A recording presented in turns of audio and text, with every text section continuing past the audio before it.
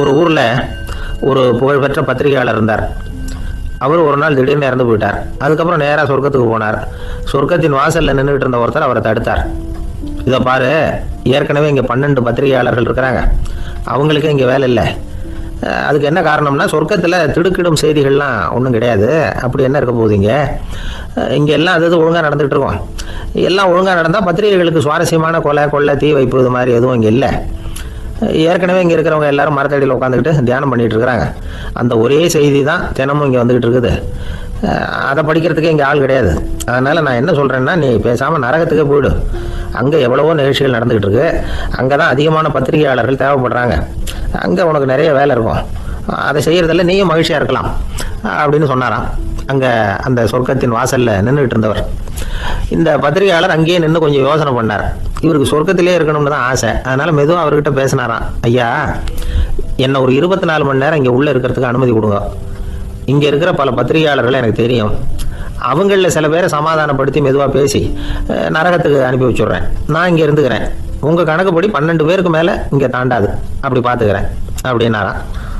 அவரும் யோசனை பண்ணி பார்த்துட்டு, சரி அப்படியே உனக்கு அனுமதி கொடுக்குறேன், ஆனால் ஒரு விஷயம், 24 மணி நேரம் தான் அனுமதி, அதுக்குள்ளே எல்லாம் நடக்கணும் அப்படின்றார்.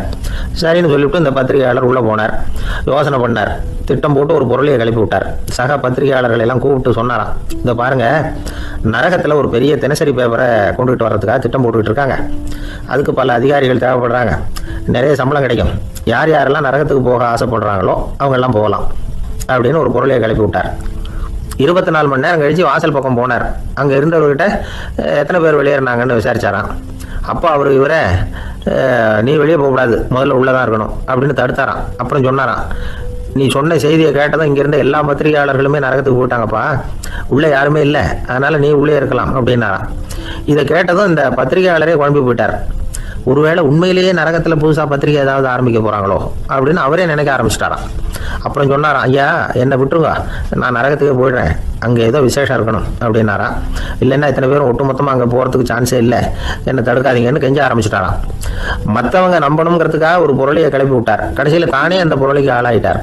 அதாவது பிறரை ஏமாற்றிய அவரது மனம் கடைசியில் அவரையே ஏமாற்ற ஆரம்பிச்சுட்டு பாருங்க.